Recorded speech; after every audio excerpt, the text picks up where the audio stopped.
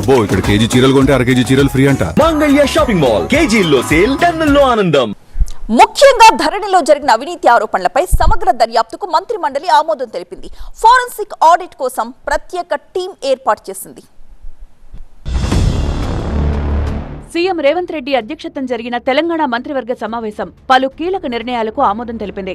గత ప్రభుత్వ హయాంలో జరిగిన ధరణి లావాదేవీలపై సమగ్ర విచారణ జరపాలని మంత్రివర్గం నిర్ణయించింది. వివిధ శాఖల అధికారులు, నిపుణులతో ప్రత్యేక దర్యాప్తు బృందం సెట్ ఏర్పాటు చేసింది.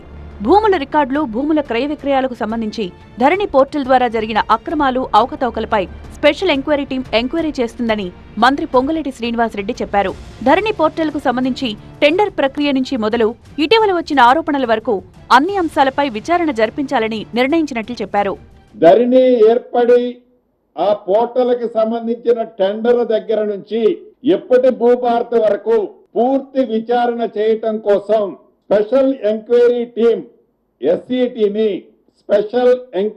టీం ఎస్ఈటిని ఏర్పాటు చేయాలని రాష్ట్ర కేబినెట్ ఆమోదం తెలపడం జరిగింది.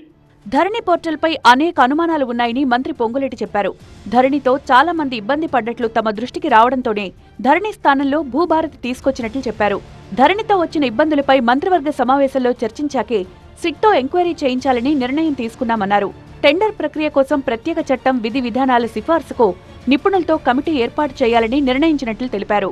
లక్షలాది ఎకరాలు ప్రొబిటెడ్ చేసి ఆ ప్రొవిషన్ చేసిన వాటిని వారికి నచ్చిన వారికి రిలీజ్ చేస్తున్నారనే ఆరోపణలతో సహా ప్రతి అంశాన్ని క్షుణ్ణంగా ఏమేమి ఈ ధరణి పోర్టల్లో జరిగాయి, ధరణి పోర్టల్ ని ఎన్ఐసికి హ్యాండ్ ఓవర్ చేసిన తర్వాత ఏం జరిగాయి, దీని బ్యాక్ ఎండ్ లో ఎవరెవరున్నారు, ఎక్కడెక్కడ ఏమేమి జరిగింది అనేది పూర్తి విచారణ కోసం ఎస్ఈటిని స్పెషల్ ఎంక్వైరీ టీంని ఏర్పాటు చేయటం జరిగింది.